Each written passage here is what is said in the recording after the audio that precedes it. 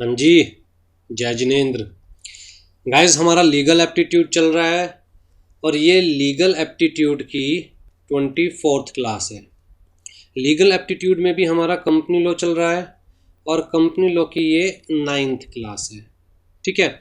जो students first time हमारी videos देख रहे हैं, मैं उनको इन्फॉर्म कर दूं कि हम ये सारी वीडियोस फ्री ऑफ कॉस्ट अपने यूट्यूब चैनल दीप ज्ञान क्लासेस पर अपलोड कर रहे हैं, तो कोई भी स्टूडेंट वहाँ पर इन वीडियोस को देख सकता है। सेकंड थिंग, नोट्स जो के लिए आप लोगों को हमारे व्हाट्सएप ब्रॉडकास्ट लिस्ट में ऐड होना पड़ेगा, जिसके लिए आप हमें एक रिक्वेस्ट सेंड करेंगे हमारे व्हाट्सएप नंबर पर 9811196732।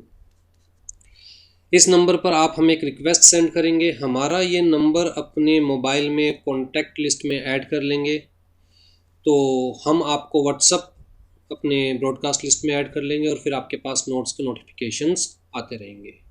ठीक है जी। ऐसा नहीं है डेली बेसिस के ऊपर नोटिफिकेशंस आएंगे, हफ्ते में 2 बार या हफ्ते में 1 बार ही नोटिफिकेशंस हम सेंड करते हैं। हाँ जी। तो कंपनी लॉ में हम लोग टाइप ऑफ कंपनीज कर रहे थे,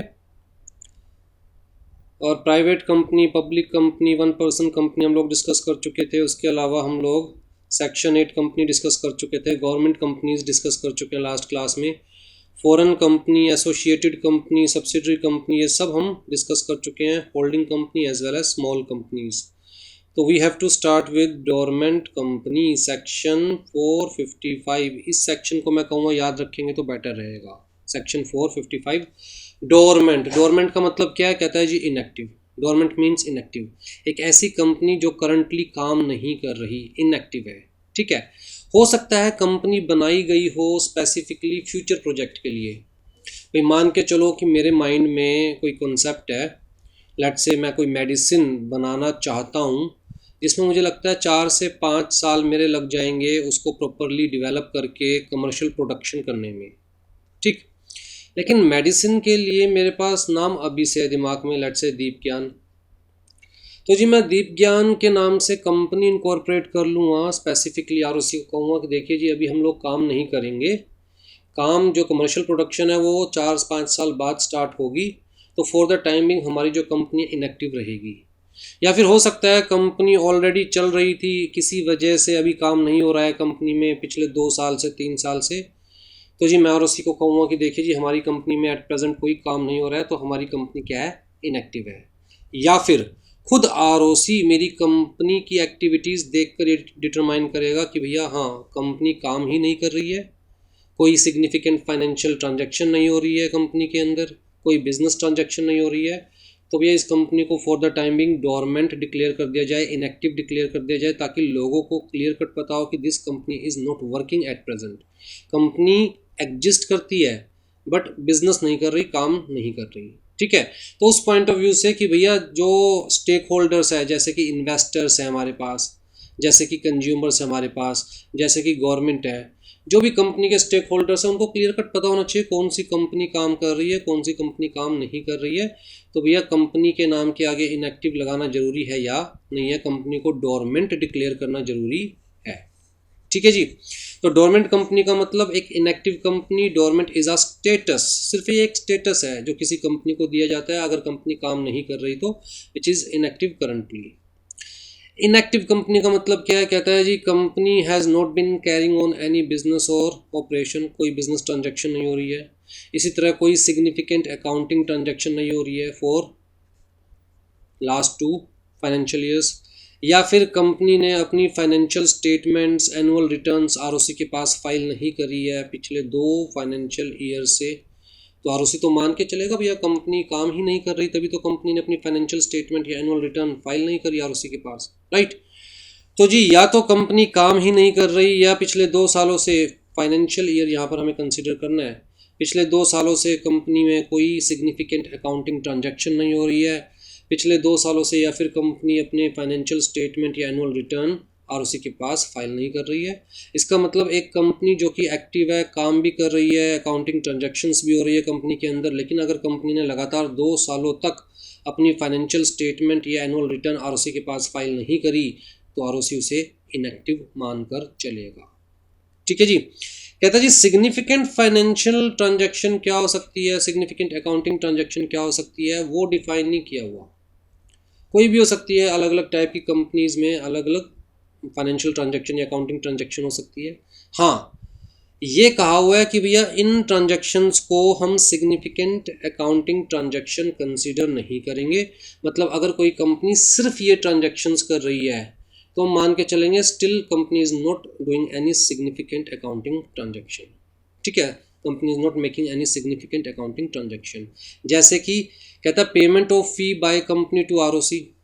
अब यह हर कंपनी को आरओसी को फ़ी तो फाइल करनी ही है ना, बड़ी सिंपल सी बात है। जो भी कंप्लायंस फीस है या कोई फॉर्म अपलोड करना है तो फीस आरओसी को पे करनी पड़ेगी। कहता है this is not a business transaction, ये कोई बिजनेस ट्रांजैक्शन नहीं है कंपनी का, ये तो कंप्लायंस है।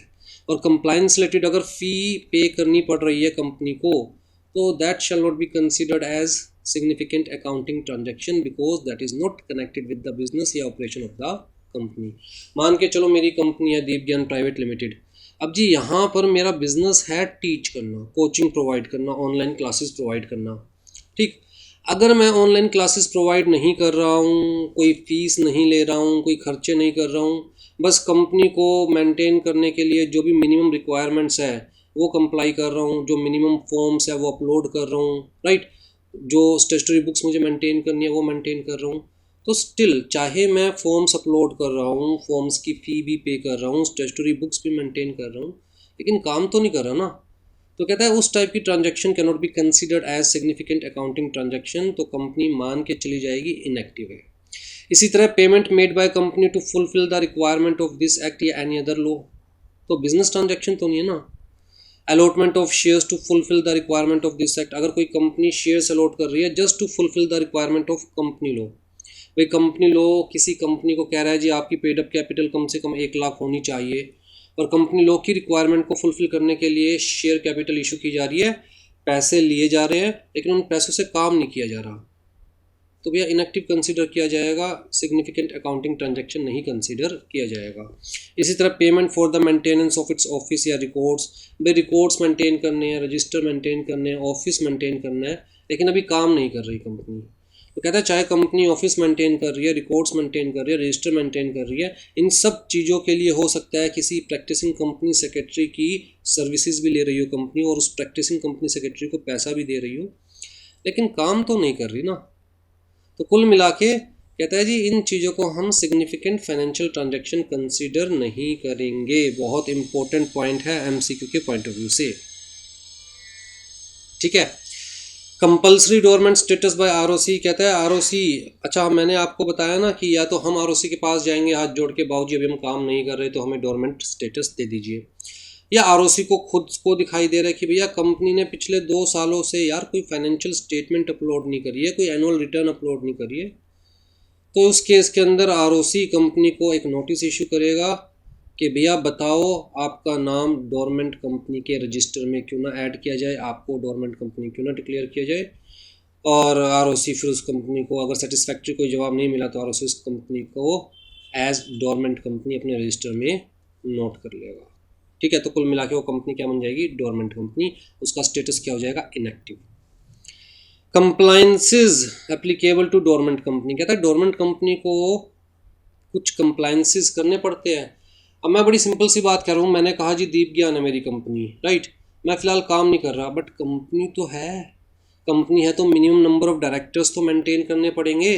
तो जैसे हर पब्लिक कंपनी को minimum 3 directors board of directors में रखने पड़ते हैं, हर प्राइवेट कंपनी को minimum 2 directors board of directors में रखने पड़ते हैं, हर 1 पर्सन कंपनी में कम से कम 1 डायरेक्टर होना चाहिए।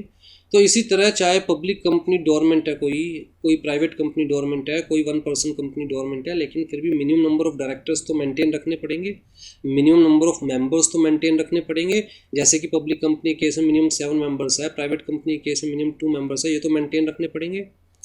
उसके अलावा कहता है जी डोरमेंट कंपनी को कुछ रिटर्न्स भी फाइल करनी पड़ती है, कुछ डॉक्यूमेंट्स जो कि return of dormant company basically इसे हम कहते हैं, और उस रिटर्न में हम बेसिकली आरओसी को इन्फॉर्म करते हैं कि कंपनी की करंट फाइनेंशियल पोजीशन क्या है। कब करना पड़ेगा ये रिटर्न ऑफ डोरमेंट कंपनी, कहता है with in 30 days from the end of each financial year, right. और ये जो फॉर्म है इसका, ऑल्दो आपके स्टडी मैट में नहीं दिया हुआ, इसका फॉर्म है MSC3। MSC stands for miscellaneous, right, क्योंकि गवर्नमेंट कंपनी से रिलेटेड जो रूल्स है वो मिसलिनियस में कवर होते हैं, तो MSC stands for miscellaneous. MSC3 इस फॉर्म में ये return of government company upload करनी होती है ROC के पास within 30 days from the end of each financial year, and this return shall be audited by a CA in practice। ठीक है, तो कुल मिला के CA ऑडिट करता है कि हाँ जी जो रिटर्न में लिखा हुआ है वो ठीक है, एक तरह से ऑथेंटिकेशन हो जाती है बाय प्रोफेशनल, तो वो ऑडिट करवा के इस फॉर्म में हमें अपलोड करनी है ROC के पास। फर्दर कहता है जी जो भी रजिस्टर्स मेंटेन करने होते हैं, जो भी एनुअल फीस पे करनी होती है हर कंपनी को, वो डोरमेंट कंपनी को भी करनी पड़ेगी। To retain its dormant status in the register, अगर कंपनी ने ऐसा कुछ नहीं किया, जो मिनिमम रिक्वायरमेंट्स है वो कंप्लाई नहीं करी, तो कहता है कि भैया उस केस के अंदर ROC स्ट्राइक ऑफ कर देगा, कंपनी का नाम काट देगा कि कंपनी एग्जिस्ट नहीं करती, ख़त्म, राइट, तो आपकी कंपनी ख़त्म हो जाएगी। तो ROC shall strike off the name of the company from the register of dormant companies which has failed to comply with the requirements of this section, मतलब सेक्शन 455। आ जाइए जी, निधि कंपनी, निधि दीदी सुना है ना, निधि दीदी, सेक्शन 406 में कहूँगा, ये सेक्शन भी आप याद रखिएगा, राइट।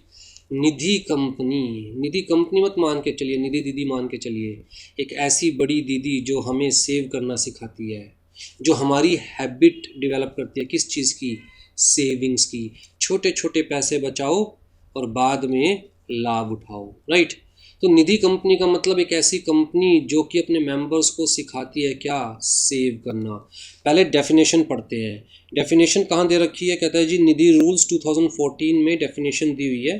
तो निधि कंपनी से रिलेटेड रूल्स कौन से हैं, निधि रूल्स 2014।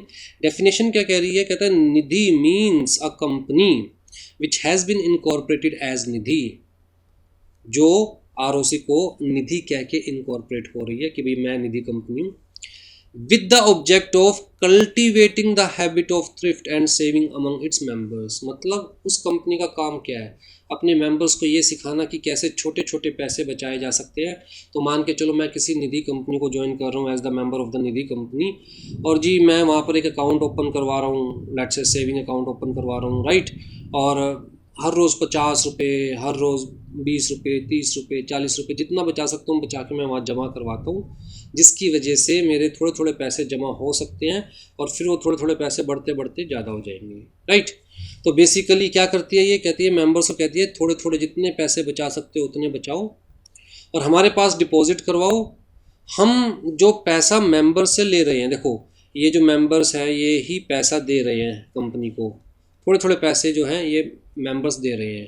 तो जो फंड है निधि कंपनी का, ये निधि कंपनी ये पैसा कहाँ यूटिलाइज़ करेगी, कहता है मेंबर्स को ही इमरजेंसी में देने के लिए।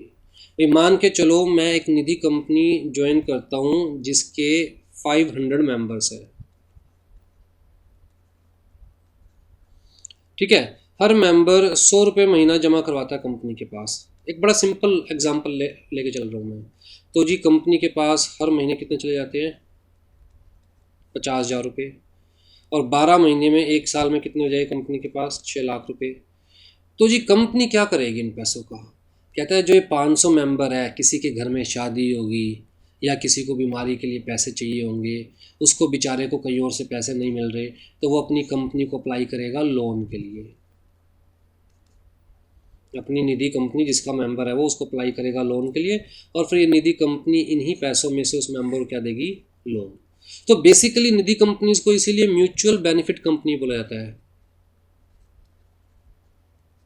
Mutual benefit company, right. क्यों, क्योंकि मेंबर्स आपस में ही पैसे इकट्ठे कर रहे हैं एक तरह से, और फिर वो मेंबर्स को ही लोन के तौर पे दिए जा रहे हैं, टाइम पर उनके काम आएंगे पैसे वो, जिसके बदले इंटरेस्ट लिया जाएगा।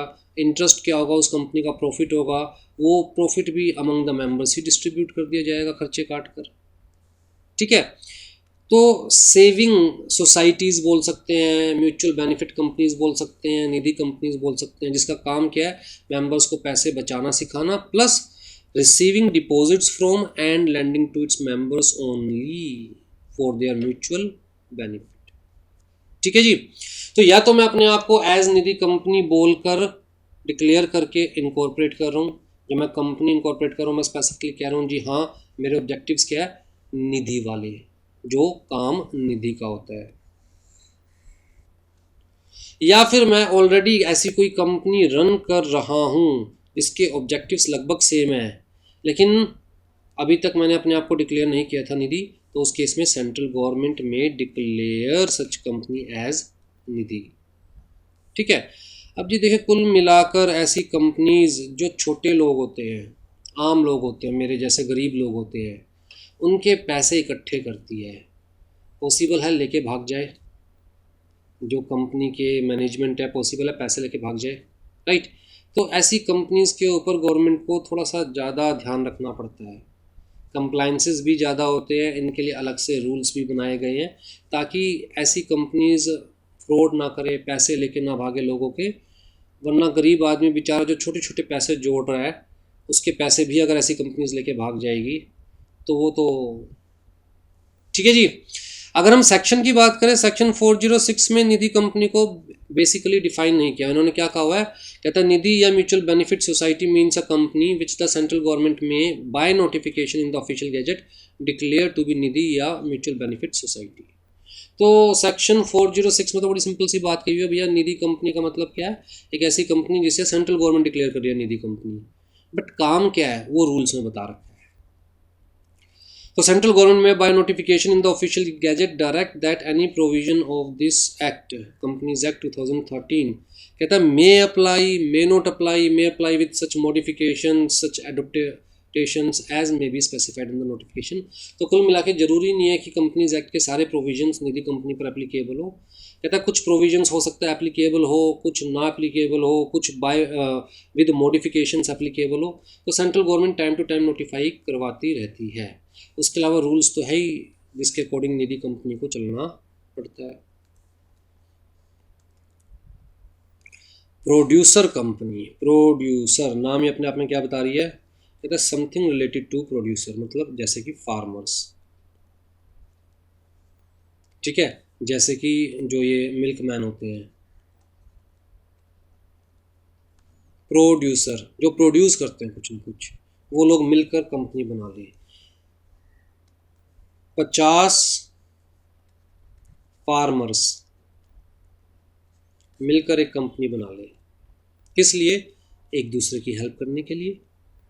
हर फार्मर के पास हर तरह के इक्विपमेंट्स नहीं होते, हर तरह की मशीन नहीं होती, हर फार्मर कंप्लीटली एजुकेटेड नहीं होता, उसको फर्टिलाइजर्स के बारे में, न्यू टेक्निक्स के बारे में, न्यू टेक्निक्स ऑफ कल्टीवेशन के बारे में नहीं पता होता।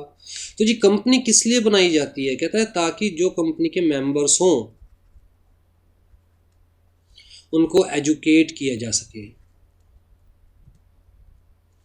नई नई टेक्निक्स के बारे में, कंपनी के मेंबर्स को न्यू न्यू इक्विपमेंट्स की हेल्प दी जा सके, न्यू टेक्नोलॉजी की हेल्प दी जा सके। मेंबर्स खुद में इतने सक्षम नहीं होते कि अपना प्रोड्यूस प्रॉपरली स्टोर करे, पैक करे, फिर मार्केट में बेचे। कहता है मेंबर्स को मार्केटिंग में, प्रोडक्शन में, सेल्स में हेल्प करे। तो कुल मिलाकर एक इंसान अकेला पड़ जाता है तो साथी हाथ बटाना, एक अकेला थक जाएगा, मिलकर हाथ बटाना, तो वो वाला काम है प्रोड्यूसर कंपनी। ठीक है। तो निधि कंपनी और producer company kind of mutual benefit company है, इवन प्रोड्यूसर कंपनी भी, लेकिन प्रोड्यूसर कंपनी किस पॉइंट ऑफ व्यू से, प्रोड्यूसर्स के पॉइंट ऑफ व्यू से, जबकि निधि कंपनी का काम क्या है, सिर्फ और सिर्फ आपको ये बताते कि आप छोटे छोटे पैसे सेव करके डिपॉजिट करवा सकते हो हमारे पास, आड़ी भीड़ में आपके ही काम आएंगे, जब कहीं और से लोन नहीं मिलेगा तो हम ही आपको लोन देंगे मेंबर्स के पैसों में से, ठीक। लेकिन प्रोड्यूसर्स कंपनी खाली सिर्फ ये पैसे का काम नहीं करती, फाइनेंशियल हेल्प नहीं करती, बल्कि अपने मेंबर्स को एजुकेट करती है, न्यू टेक्नोलॉजीज़ के बारे में बताती है, न्यू इक्विपमेंट्स के बारे में बताती है, मार्केटिंग में, कहता है जी प्रोडक्शन में, सप्लाई में, सेल में, इन सब में हेल्प करती है मेंबर्स की, ठीक। प्रोड्यूसर कंपनी, अच्छा सबसे इंपॉर्टेंट चीज़, कहता है प्रोड्यूसर कंपनीज के जो प्रोविजंस है still govern by companies act 1956, मतलब अभी तक भी कंपनीज एक्ट 2013 एप्लीकेबल नहीं है in case of producer companies. तो जी कंपनीज एक्ट 1956 का पार्ट 9A जो कि है सेक्शन 581A से लेकर 581ZT तक। ठीक, हमें तो सिंपल आपके पॉइंट ऑफ व्यू से ऑब्जेक्टिव्स पढ़ने हैं प्रोड्यूसर कंपनी के। Membership of producer company is open to such people who themselves are the primary producers, which is an activity by which some agricultural produce is produced by such primary producers। तो जी कुल मिला के object क्या हो सकते हैं किसी भी प्रोड्यूसर कंपनी के, अगर आप एज प्रोड्यूसर कंपनी अपने आप को इनकॉर्पोरेट करवाना चाहते हो तो कहता है production, harvesting, procurement, grading, pooling, handling, marketing, selling, export of primary produce of members. तो मेंबर्स को हेल्प करेगी ना इन सब चीज़ों में, और इम्पोर्ट ऑफ गुड्स और services for the benefit of members, right. Processing including preserving, भाई एक गरीब फार्मर के पास इतनी टेक्नोलॉजी नहीं होती, इतना स्पेस नहीं होता, इतनी नॉलेज नहीं होती कि भैया अपनी फसल को कैसे प्रिजर्व करके रखे, बारिश का मौसम है तो हमें क्या स्टेप्स उठाने हैं, कहाँ लेके जाए फसल को, अभी बिक नहीं रही है तो क्या करना है, राइट। तो इन सब चीज़ों में क्या करती है वो, कहता है जी ड्राई करने में, डिस्टिल करने में, ब्रूइंग करने में, इन सब चीज़ों में हेल्प करती है कौन, प्रोड्यूसर कंपनी। एजुकेट भी करती है प्लस हेल्प भी करती है। Manufacturing, sale, supply of machinery, equipment, consumable mainly to its members. तो new new equipments, new new technologies educate करने का काम करती है जी। ऑन म्यूचुअल असिस्टेंस प्रिंसिपल, एक दूसरे को एजुकेट करो, एक दूसरे की हेल्प करो। टेक्निकल सर्विसेज रेंडर करती है, कंसल्टेंसी सर्विसेज रेंडर करती है, ट्रेनिंग, रिसर्च एंड डेवलपमेंट, ये सारी activities.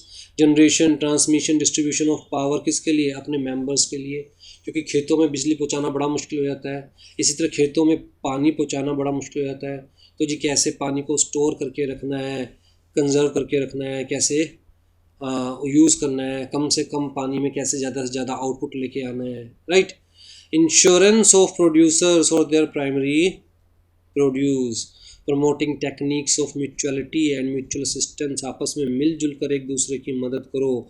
Other welfare measures as may be decided by the board from time to time. तो कुल मिला के आप ये सारी एक्टिविटीज़ के रट्टे मारने की ज़रूरत नहीं है, आपको सिर्फ इतना पता होना चाहिए कि भैया प्रोड्यूसर कंपनी अपने मेंबर्स की हेल्प के लिए ही बनाई जाती है। कौन से मेंबर्स, कहता है जी वो जो कि प्राइमरी प्रोड्यूसर होते हैं, जैसे कि फार्मर्स है जो कि प्राइमरी प्रोडक्ट प्रोड्यूस करते हैं, right. Further it has been clarified that every producer company shall deal primarily with the produce of its active members for carrying out any of its objects specified above। तो जी mainly अपने members के produce को ही deal कर सकती है, external products को deal नहीं कर सकती। म्यूचुअल असिस्टेंस वाला कंसेप्ट है अगेन, ठीक है जी। तो लो जी हमारा टाइप्स ऑफ कंपनीज खत्म। अब हमें स्टार्ट करना है जी इनकॉर्पोरेशन ऑफ कंपनी। हमने समझ लिया कंपनी क्या होता है, हमने समझ लिया कितनी तरह की कंपनी हो सकती है। इनकॉर्पोरेट करना है तो भैया ब्रॉड कैटेगरी क्या होती है, private company, public company, one person company. फिर हमने देखा यार अगर हम private company, public company, one person company कोई भी इनकॉर्पोरेट करने जा रहे हैं तो हमारे पास ऑप्शन है कि भैया हमें कैपिटल की रिक्वायरमेंट है या नहीं है, या हमारे ऑब्जेक्ट्स क्या है। तो उसके बेसिस पर हम डिसाइड करते हैं कि कंपनी लिमिटेड बाय शेयर करनी है, लिमिटेड बाय गारंटी करनी है, अनलिमिटेड करनी है। फिर जो लिमिटेड बाय शेयर में भी कहता है जी having share capital, limited by guarantee में भी हैविंग शेयर कैपिटल हो सकता है, not having share capital. Unlimited company भी हैविंग शेयर कैपिटल हो सकता है, not having share capital, right. तो कुल मिला के वी हैव टू डिटरमाइन, सबसे पहले तो कहते हैं जी पर्पस के बेसिस पर डिटरमाइन करो कि आपको एक नॉर्मल कंपनी इनकॉर्पोरेट करनी है, सेक्शन 8 कंपनी इनकॉर्पोरेट करनी है, प्रोड्यूसर कंपनी इनकॉर्पोरेट करनी है। बल्कि यहाँ एक पॉइंट और जोड़ लो कि आपको निधि कंपनी इनकॉर्पोरेट करनी है। सबसे पहले तो डिटरमाइन करोगे ना, नॉर्मल बिजनेस करने के पॉइंट ऑफ व्यू से कंपनी इनकॉर्पोरेट करनी है, सेक्शन 8 चैरिटेबल पर्पस के पॉइंट ऑफ व्यू से, या प्रोड्यूसर कंपनी या निधि कंपनी। अब जी हमने डिसाइड किया जी हमें तो नॉर्मल कंपनी बिजनेस करना है हमें तो, ठीक है जी। क्या बिजनेस करना है, कहता है जी सेल ऑफ ऑनलाइन वीडियोस। चलिए जी अब डिसाइड करो स्केल कितना रखना है, क्या एज पब्लिक कंपनी इनकॉर्पोरेट करनी है, कहता है large company with public investment, future में जाके आपको लगता है कि हाँ जी हमें पब्लिक इन्वेस्टमेंट लेनी है, पब्लिक को इन्वॉल्व करना है, या छोटी कंपनी रखनी है, private company among some members, right, या as a one person company incorporate करनी है, अकेला। ठीक है जी। फिर जी उसके बाद ये डिसाइड होने के बाद ये डिटरमाइन करो कि हाँ भैया अगर पब्लिक कंपनी करनी है या प्राइवेट कंपनी करनी है, तो मान के चलो प्राइवेट कंपनी करनी है जी इनकॉर्पोरेट, तो जी क्या कंपनी लिमिटेड बाय शेयर करना है, या लिमिटेड बाय गारंटी करना है, या फिर limited by guarantee having share capital करना है, या अनलिमिटेड करना है, या फिर अनलिमिटेड हैविंग शेयर कैपिटल करना है। तो ये सारे फैक्टर्स डिसाइड करने के बाद ही आपको पता चलेगा कि आपको क्या इनकॉर्पोरेट करना है। अब जी हमने कहा कि हमें तो प्राइवेट कंपनी इनकॉर्पोरेट करनी है, private company limited by shares incorporate करनी है। ठीक है, लिमिटेड बाय गारंटी केस में तो हमने क्या कहा था, जिस तरह क्लब्स वगैरह है उनको हम लिमिटेड बाय गारंटी के तौर पे इनकॉर्पोरेट कर सकते हैं, लेकिन हमें तो प्योर बिजनेस करना है जी, हमें अपनी वीडियोस की सेल करनी है, तो हम प्राइवेट कंपनी, क्योंकि मैं एक्सटर्नल पब्लिक इन्वेस्टमेंट नहीं चाहता, पब्लिक इंटरफेरेंस नहीं चाहता, मैं चाहता हूँ कि भैया मैं और मेरे घर के कुछ लोग ही कंपनी में बने रहे, तो प्राइवेट कंपनी इनकॉर्पोरेट करेंगे, private company with share capital.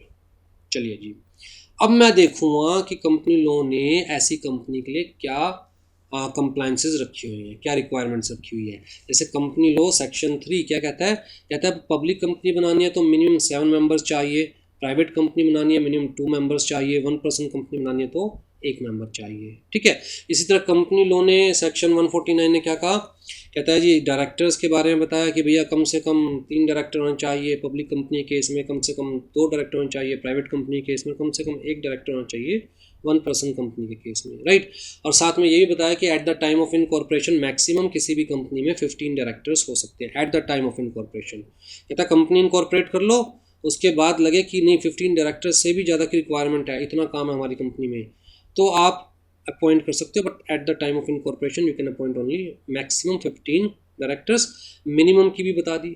चलो जी, तो उस पॉइंट ऑफ व्यू से मैं सबसे पहली जो रिक्वायरमेंट है, कहता है मिनिमम नंबर ऑफ मेंबर्स, वो सेटिस्फाई करूँगा।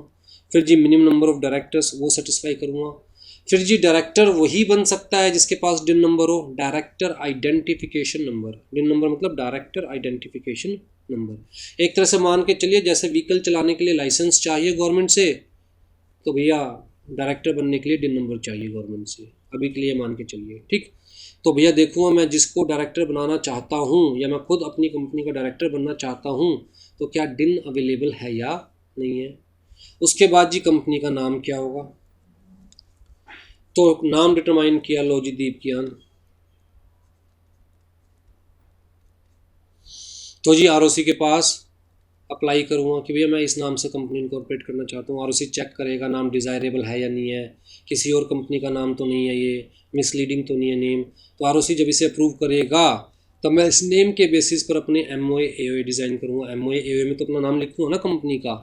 फिर जी जब सारे डॉक्यूमेंट्स हो जाएंगे मेरे पूरे, तब जी मैं जो फॉर्म बता रखा है कंपनी लॉ ने स्पाइस का INC 32, वो अपलोड कर दूँगा सारे डॉक्यूमेंट्स अटैच करके आरओसी के पास। आरओसी को लगेगा सब कुछ ठीक है, सारी रिक्वायरमेंट्स मैंने कंप्लाई की हुई है, तो आरओसी मुझे सर्टिफिकेट दे देगा, सर्टिफिकेट ऑफ इनकॉर्पोरेशन, मतलब now my company is incorporated. ठीक, तो सबसे पहले minimum number of members, minimum number of directors, directors के पास जो प्रपोज डायरेक्टर्स है जिनको डायरेक्टर्स बनाना चाहते हैं उनके पास डिन नंबर है या नहीं है। उसके बाद नेम ऑफ द कंपनी, फिर जी अप्रूव हो जाएगा नेम तो प्रिपेयर एमओए एओए, उसके बाद जी file form, fee declaration as specified by company law, जो कि हम पढ़ेंगे, राइट, एज पर सेक्शन 7। अब जी सब कुछ फाइल कर देंगे, आरओसी चेक करेगा, आरओसी को लगा सब कुछ ठीक है तो आरओसी सर्टिफिकेट ऑफ इनकॉर्पोरेशन दे देगा, which is the conclusive evidence that all the requirements of company law is complied with. ठीक है जी। आज ये सेक्शन 3 सबसे पहले फॉर्मेशन ऑफ कंपनी क्या कह रहा है, कहता है minimum number of persons required to incorporate a company. Section 3 sub section 1, 2 he sub section है सेक्शन 3 में, और मैं चाहूँगा ये सेक्शन भी याद रखे और सब सेक्शन भी याद रखे, 2 ही सब सेक्शन है। सब सेक्शन 1 क्या कहता है कि भैया अगर आपको कंपनी बनानी है तो पब्लिक कंपनी केस में 7 और more members are required, persons कह लीजिए वो मेंबर्स बन जाएंगे, right. 2 or more persons are required in case of private company, at least 1 person is required in case of 1 person company, at least क्या 1 person is required, ना 1 से ज़्यादा हो सकते हैं ना 1 से कम हो सकते हैं। ठीक, तो जी ये जो लोग इनिशियली मिलकर कंपनी बना रहे हैं वो लोग 2 डॉक्यूमेंट भी बनाएंगे, ये भी किसने बताया सेक्शन 3 में। और मेमोरेंडम ऑफ एसोसिएशन जो डॉक्यूमेंट है उसको बकायदा साइन करेंगे, उसमें अपना नाम लिखेंगे, अपने ऑक्यूपेशन के बारे में लिखेंगे, अपना एड्रेस लिखेंगे, सामने साइन करेंगे, ये बताएंगे कि हम जो इनिशियल मेंबर्स बनने जा रहे हैं कितने शेयर्स ले रहे हैं, कौन कितने शेयर्स ले रहा है, राइट। तो कुल मिलाकर जो आप एक तरह से एग्रीमेंट कर रहे हैं, MOA, AOA, constitution of the company, rule book of the company, कौन बना रहा है? कहता है इनिशियली जो ABCD ये 4 लोग मिलकर कंपनी बनाने की सोच रहे हैं, प्राइवेट कंपनी, ये चारों ही तो MOA AOA के टर्म्स एंड कंडीशंस डिसाइड करेंगे। तो भैया जब डिसाइड करोगे तो पीछे अपने साइन तो करोगे ना कि हाँ हमने डिसाइड किया था, बाद में मुकर ना जाए, बाद में ये ना कह दे हमसे धोखे से साइन ले लिया था। ठीक है जी। तो सबसे जो इम्पोर्टेंट चीज़ है याद रखने की, section 3 sub section 1, minimum 7 members are required to incorporate a public company, minimum 2 members are required to incorporate a private company, minimum 1 person, मतलब 1 person is required to incorporate a 1 person company, and those who are incorporating the company, those who want to become the initial members of the company shall subscribe MOA, means shall write the name, occupation, address in the MOA। उसके आगे मैं आपको बता देता हूँ कैसा format होता है। MOA की मान के चलिए सारी टर्म्स एंड कंडीशंस आ गई, जो भी 5-6 क्लॉजेस सब लिख दिए। उसके बाद लास्ट में एक शीट होती है, वो शीट ऐसे डिवाइडेड होती है। ठीक है, मान के चलो मैं भी कंपनी इनकॉर्पोरेट करने में इन्वॉल्व हूँ और कंपनी का इनिशियल मेंबर बनना चाहता हूँ, तो मैं लिखूँगा जी सबसे पहले अपना नाम, उसके बाद ऑक्यूपेशन, उसके बाद अपना एड्रेस, उसके बाद जी यहाँ पर मैं लिखूँगा number of shares I want to take, तो यहाँ पर डिटेल्स आ गई।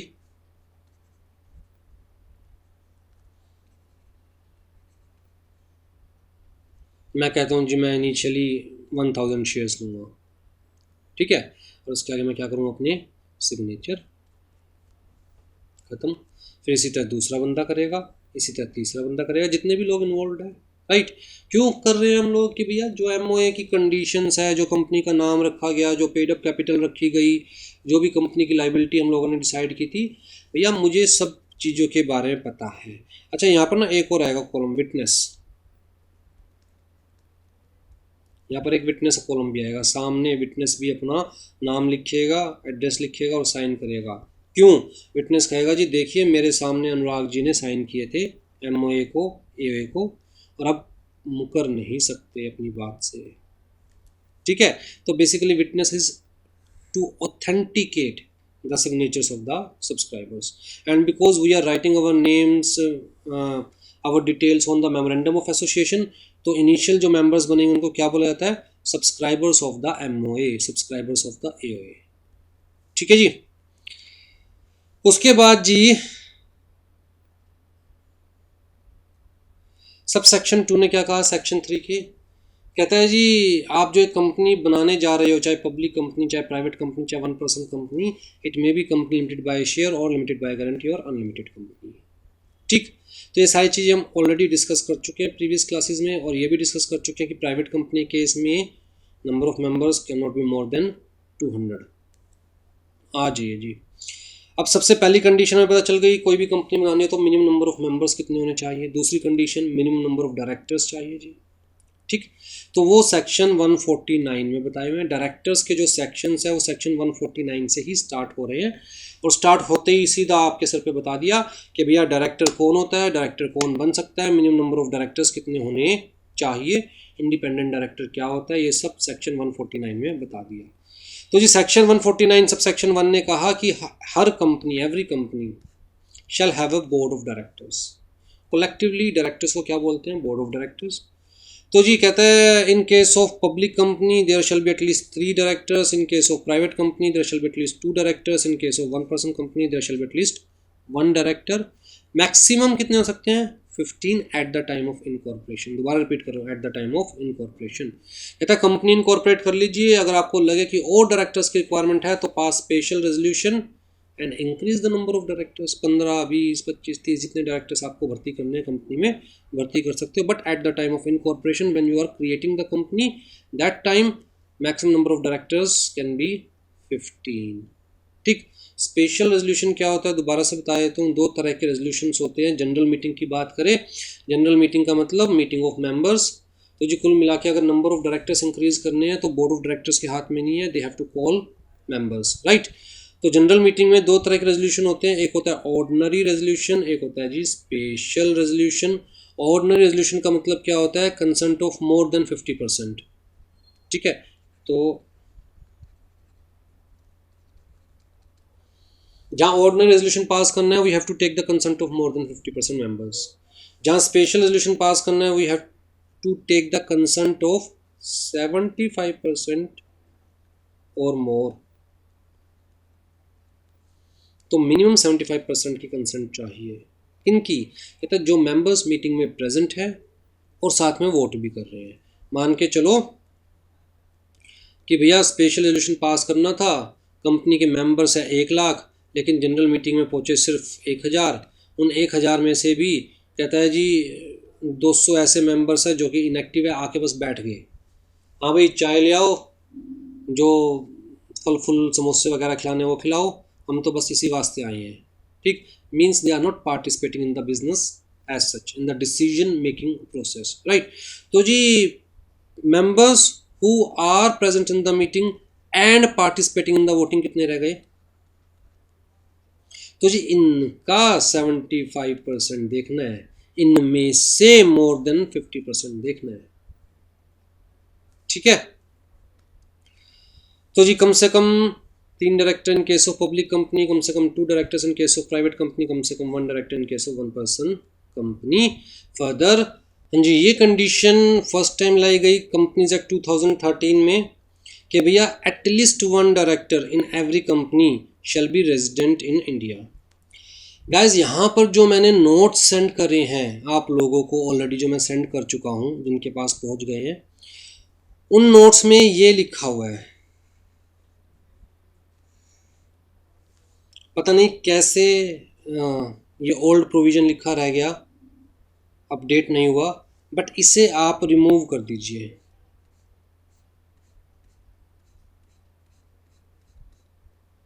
इसकी जगह अब न्यू प्रोविज़न आपको दिमाग में रखना है.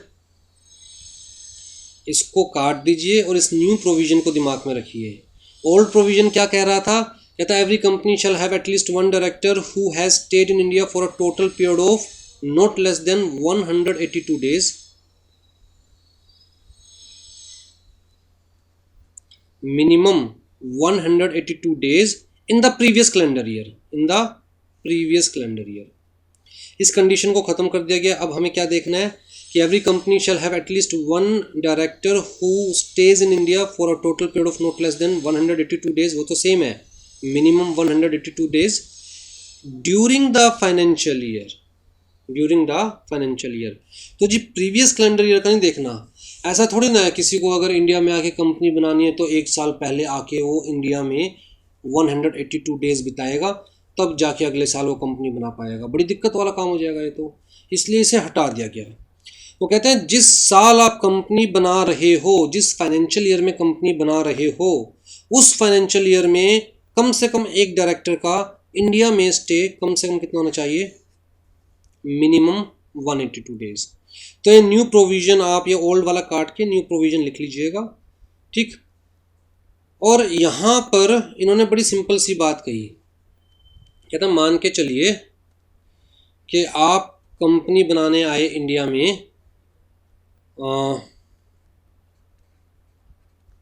1 अक्टूबर 2020 को. फाइनेंशियल ईयर कब से स्टार्ट हो रहा है ये वाला, कहता है जी 1 अप्रैल. खत्म कब हो रहा है, 31 मार्च. आप जब कंपनी बना रहे हो तब ऑलरेडी हाफ फाइनेंशियल ईयर तो जा चुका, राइट. तो ये हाफ तो आपका एक्सपायर हो चुका.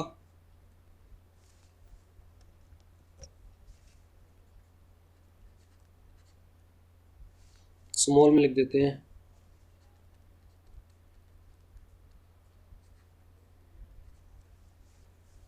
राइट। अब तो आपके पास कितना टाइम रह गया, हाफ फाइनेंशियल ईयर रह गया। तो कहता है अगर आप 1 अप्रैल को ही इंडिया में कंपनी बनाते, तब हम देखते जी फाइनेंशियल ईयर में, इस फाइनेंशियल ईयर में कम से कम इंडिया में स्टे कितना होना चाहिए, 182 डेज मिनिमम है। ये मैक्सिमम कितना भी हो सकता है, क्या 365 के 365 दिन इंडिया में रहे, बट मिनिमम स्टे कम से कम एक डायरेक्टर का। कहने का मतलब ये है सारे डायरेक्टर्स फॉरनर ना हो ना यार, कोई एक डायरेक्टर तो ऐसा हो जिसे हम कहें रेजिडेंट इन इंडिया है, जिसको हम इंडिया में पकड़ सके, राइट। तो कम से कम एक डायरेक्टर का स्टे कम से कम कितना होना चाहिए पूरे फाइनेंशियल ईयर में, 182 डेज। लेकिन अगर आप कंपनी इनकॉर्पोरेट कर रहे हो आधा फाइनेंशियल ईयर जाने के बाद, तो भैया अब आपको इस कंडीशन को भी आधा कर देना है, प्रपोर्शनेट कर देना है। तो जी अगर आप 1 अक्टूबर 2020 को कंपनी बना रहे हैं, तो डायरेक्टर कम से कम एक डायरेक्टर का स्टे कितना होना चाहिए इंडिया के अंदर, 91 डेज। अगर मान के चलो 3/4 साल जाने के बाद आप कंपनी बना रहे हैं, लेट्स से 1 जनवरी 2021 को आप कंपनी बना रहे हैं, तो कहता है 3/4 फाइनेंशियल ईयर तो जा चुका, आप कितना रह गया, 1/4। तो इस कंडीशन को भी हम क्या कर देंगे, 1/4, ठीक है।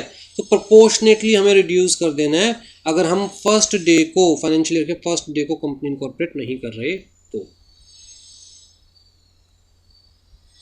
Provided that in case of newly incorporated company, the requirement under this subsection shall apply proportionately at the end of the financial year in which the company is incorporated। ठीक है जी, आ जाइए जी। अब देखते हैं इनकॉर्पोरेशन ऑफ कंपनी केस में क्या क्या documents है, क्या क्या फॉर्म्स है। तो जी सेक्शन 7 में बताया हुआ है कि कौन कौन से डॉक्यूमेंट्स हमें प्रिपेयर करने हैं, कौन कौन सी डिक्लेरेशंस हैं, और क्या क्या डॉक्यूमेंट्स हमें अपलोड करने, किस फॉर्म में अपलोड करने हैं टू इनकॉर्पोरेट द कंपनी। ठीक है, documents required for incorporation of a company, section 7। सबसे पहले तो सेक्शन 7 ने कहा कि भैया जब आपका नेम फाइनलाइज हो जाए, आरओसी से आपको अप्रूवल मिल जाए कि हाँ जी जो आप नेम सोच रहे हैं वो आप नेम रख सकते हैं, तो सबसे पहले तो भैया MOA AOA डिज़ाइन कीजिए, memorandum of association and articles of association. ठीक है, और जी MOA AOA shall be duly signed by all the subscribers. जैसे मैंने बताया था, नेम लिखेंगे, एड्रेस लिखेंगे, डिस्क्रिप्शन लिखेंगे, ऑक्यूपेशन लिखेंगे, and shall be signed by 1 witness. तो मैंने आपको शीट बना के दिखाई थी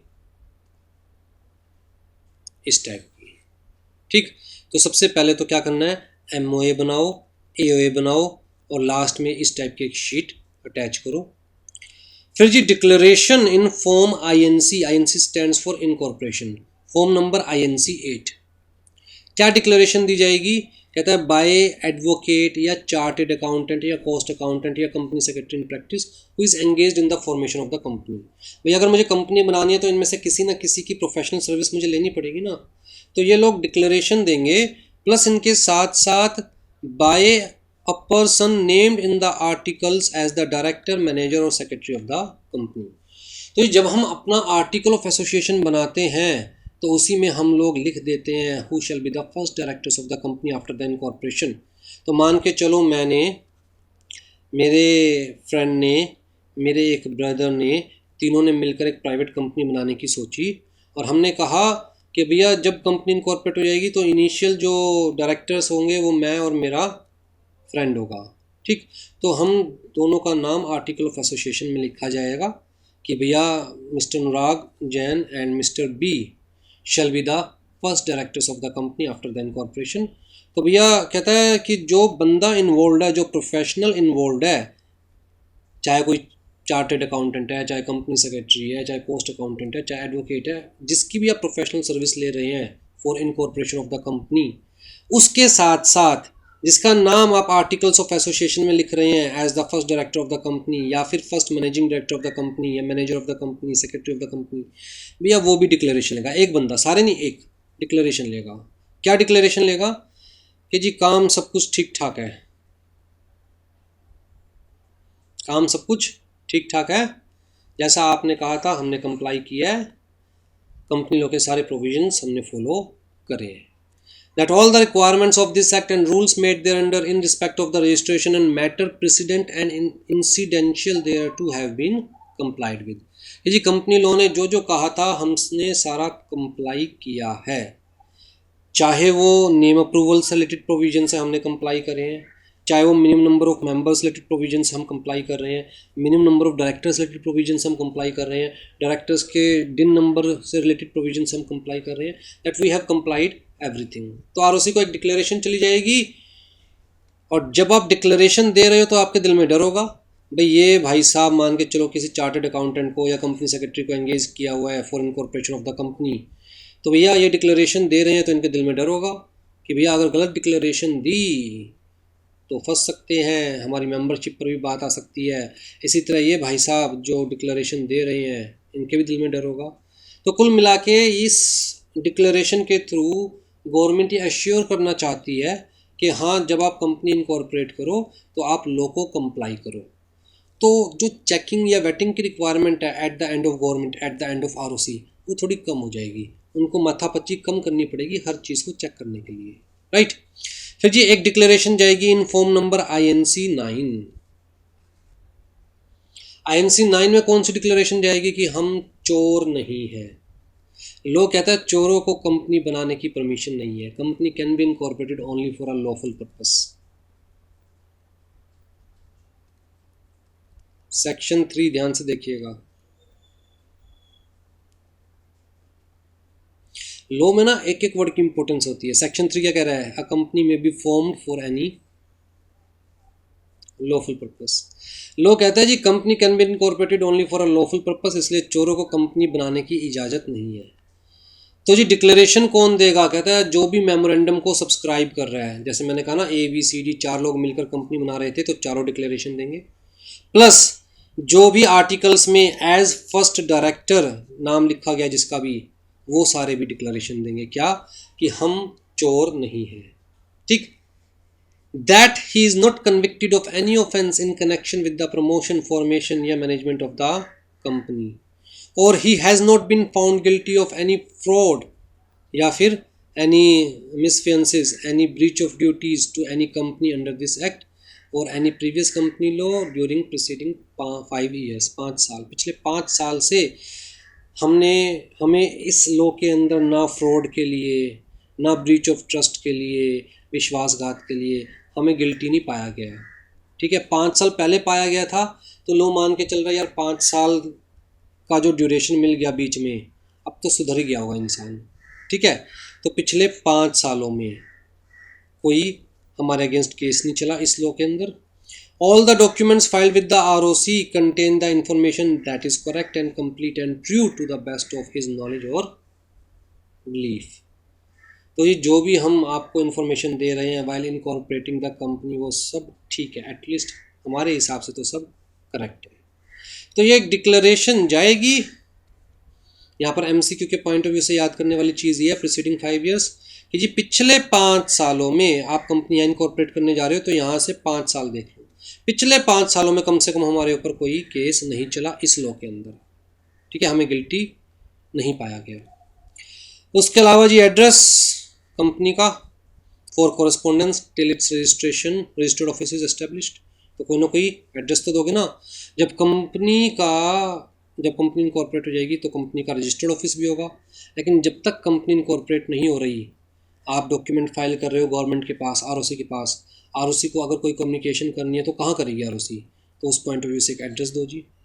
उसके अलावा कहता है जी पर्टिकुलर्स ऑफ सब्सक्राइबर के कंप्लीट पर्टिकुलर, लो को गवर्नमेंट को पता होना चाहिए कि जो लोग कंपनी इनकॉर्पोरेट कर रहे हैं उनकी पूरी डिटेल में देखिए, कहता है नेम इंक्लूडिंग सरनेम और family name, residential address, nationality और बहुत सारे पर्टिकुलर्स हैं जो कि बेसिकली रूल में बताए हुए हैं, इनकॉर्पोरेशन रूल्स में बताए हुए हैं।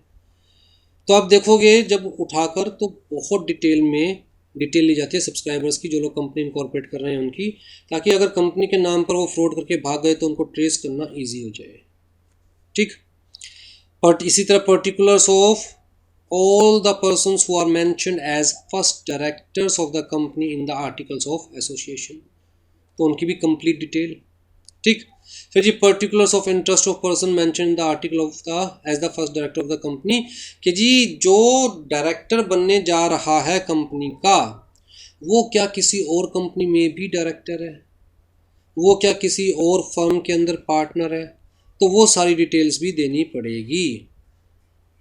उसके अलावा जिसका नाम एज डायरेक्टर लिखा हुआ है आर्टिकल्स ऑफ एसोसिएशन में, उस पर्सन की कंसेंट भी जाएगी in form number DIR 12। Form number DIR 12 किस चीज़ के लिए? Consent of person to act as a director.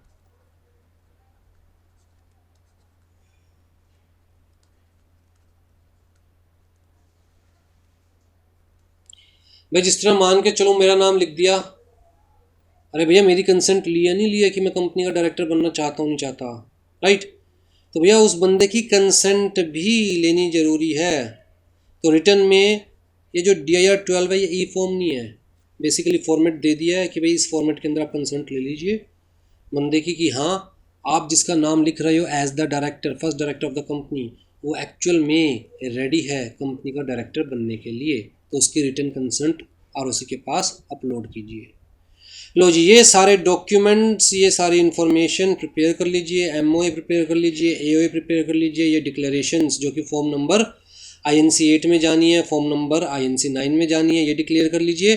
Form number INC 8 में सिंपल सी चीज़ कि yes we have complied with all the requirements of company law. Form number INC 9 में simple सी चीज़ कि हम चोर नहीं हैं, पिछले 5 सालों में इस लॉ के अंदर हमें गिल्टी नहीं पाया गया है, ठीक है। तो बाकी सारी डिटेल्स पर्टिकुलर सब्सक्राइबर्स की, फर्स्ट डायरेक्टर की कंसेंट है फॉर्म नंबर DIR 12 में, ये सब इकट्ठा करो। और एक फॉर्म है ई फॉर्म, कौन सा फॉर्म है? ई फॉर्म, फॉर्म नंबर INC 32, ई फॉर्म जिसे हम क्या बोलते हैं? स्पाइस। तो फॉर्म नंबर INC 32 में इन सब चीज़ों को अटैच करो। फॉर्म नंबर INC 32 भरो, PDF फॉर्मेट में होता है, PDF में, और उसमें फील्ड भी होते हैं प्लस अटैचमेंट भी होती है, इन सबको अटैच करो, उसके जो फील्ड्स है उनको फिल करो और उसी की वेबसाइट पे जाओ। कहाँ पर? कहता है जी MCA.gov.in पे जाओ और वहाँ जाकर अपलोड कर दो, ठीक है जी। अगर सब कुछ ठीक ठाक होगा और ROC को लगेगा हाँ आपने सारे लॉ कंप्लाई किए हैं, आप चोर नहीं हो, आपकी सारी इन्फॉर्मेशन करेक्ट है, तो ROC आपको आपकी कंपनी को रजिस्टर कर लेगा और एक सर्टिफिकेट ऑफ इनकॉर्पोरेशन आपको मेल कर देगा। सर्टिफिकेट ऑफ इनकॉर्पोरेशन जिस फॉर्मेट में मेल किया जाता है उस फॉर्मेट को नाम दिया गया है form number INC 11। Form number INC 11, certificate of incorporation का फॉर्म क्या? फॉर्म नंबर INC 11, ठीक। और साथ में कह दिया गया भैया ROC ने एक बार ये सर्टिफिकेट इशू कर दिया तो मान के चला जाएगा कि आपकी कंपनी इनकॉर्पोरेट हो गई, फिर कोई डाउट नहीं रहा। Means certificate of incorporation is the conclusive evidence of the incorporation of the company, ठीक। अब जी सर्टिफिकेट ऑफ इनकॉर्पोरेशन में एक कॉर्पोरेट आइडेंटिटी नंबर भी दिया जाएगा। कॉर्पोरेट आइडेंटिटी नंबर, जिसे हम क्या बोलेंगे, एक यूनिक नंबर दे दिया गया आपकी कंपनी को। ROC आपकी कंपनी को उस यूनिक नंबर से ही पहचानेगा। क्यों? क्योंकि वो किसी और कंपनी का हो ही नहीं सकता। तो ROC के डेटाबेस में जो भी आपकी कंपनी की डिटेल होगी वो सब उस यूनिक नंबर से ही फीड की जाएगी। जैसे ही आप वो यूनिक नंबर डालोगे, सिन नंबर डालोगे, कंपनी की सारी डिटेल खुलकर आ जाएगी, ठीक है जी। बस कंपनी बन गई तो अपना एक रजिस्टर्ड ऑफिस बनाइए, उसका भी टाइम पीरियड दे रखा है सेक्शन 12 में, बट यहाँ मैं अभी डिस्कस नहीं कर रहा हूँ, आपके सिलेबस में नहीं है। और काम चालू कीजिए और जो भी कंपनी लोग के अंदर रजिस्टर्स है, रिपोर्ट्स है, रिक्वायरमेंट्स है, वो सब मेंटेन कीजिए, ठीक है जी। अगर गलत इन्फॉर्मेशन दी तो यहाँ डिक्लेरेशन दे रहे हो ना सारे के सारे कि जी हाँ हम झूठ नहीं बोल रहे, हम सच बोल रहे हैं। अगर गलत इन्फॉर्मेशन दी तो कहता है एक्शन लिया जाएगा अंडर सेक्शन 447।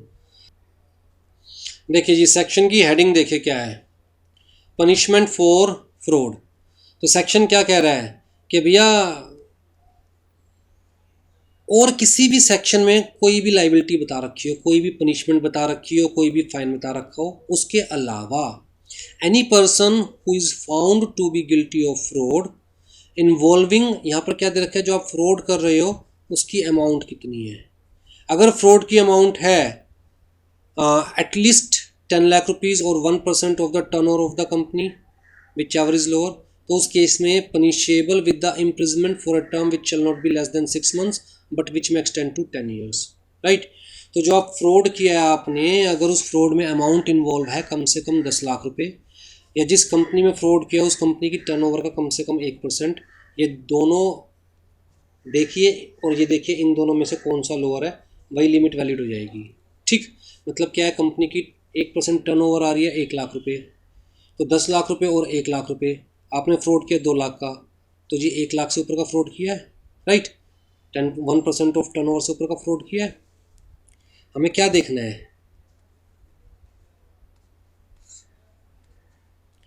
10 लाख और 1% of turnover of company, which ever is lower.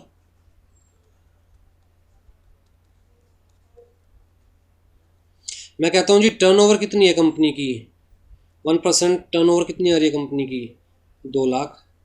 तो जी यहाँ पर क्या हो गया, 10 लाख और 2 lakh, which ever is lower, lower कितना है 2 लाख। तो मतलब अगर 2 लाख से ज़्यादा का फ्रॉड किया है तो सब सेक्शन 1 अप्लीकेबल हो जाएगा, राइट। अगर मान के चलो 1% टर्नओवर है 20 लाख, तो उस केस के अंदर 10 लाख और 20 lakh, which ever is lower, lower क्या है 10 लाख। अगर 10 लाख से ज़्यादा का फ्रॉड किया है, 10 लाख या उससे ज़्यादा का फ्रॉड किया है, तो फिर वो सेक्शन अप्लीकेबल हो जाएगा। क्या पनिशमेंट, कहता है imprisonment for a term which shall not be less than 6 months but which में extend to 10 years, and punishment के साथ साथ shall be liable to a fine which shall not be less than the amount involved in the fraud। 10 lakh का fraud किया है तो 10 लाख का fine कम से कम है, बट विच में extend to 3 times the amount involve in the fraud. तो 10 लाख का फ्रॉड किया है तो 10 लाख कम से कम फाइन है, जिसे 30 लाख तक बढ़ाया जा सकता है। 6 महीने कम से कम सजा है, जिसे 7 साल 10 साल तक 10 साल तक बढ़ाया जा सकता है, राइट। तो इस टाइप की पनिशमेंट्स दी हुई है सेक्शन के अंदर। तो भैया अगर गलत डिक्लेरेशन दी आरओसी को तो इस सेक्शन में एक्शन लिया जा सकता है। ठीक, ये तो हमने क्या पढ़ा अभी तक इस सेक्शन में। कहता है जी अगर फ्रॉड का अमाउंट कम से कम 10 लाख है या 1% of the turnover whichever is higher और लोअर, कहता है लेकिन अगर 10 लाख से कम का फ्रॉड है या 1% टर्नओवर से कम का फ्रॉड है तो उस केस में भी सज़ा बता रखी है, ऐसा नहीं उस केस में सज़ा नहीं है। तो यहाँ फंस जाओगे आप, इनकॉर्पोरेशन में अगर गलत इन्फॉर्मेशन दी तो यहाँ फंस जाओगे। और यहाँ पर भी सज़ा बता रखी है, क्या shall be punishable with the imprisonment for a term which may extend to 5 years or fine which may extend to 50 lakh rupees or with both। ठीक है, तो इनकॉर्पोरेशन वाले केस में चाहे आप ये नहीं कह सकते कि हाँ जी अमाउंट है फ्रॉड की, लेकिन फिर भी यहाँ फंस जाओगे आप। 5 साल तक की सज़ा दी जा सकती है, 50 लाख तक का फाइन लगाया जा सकता है, या दोनों ही लगाया जा सकता है। चलिए जी नेक्स्ट क्लास में we will start with the share capital. Take care.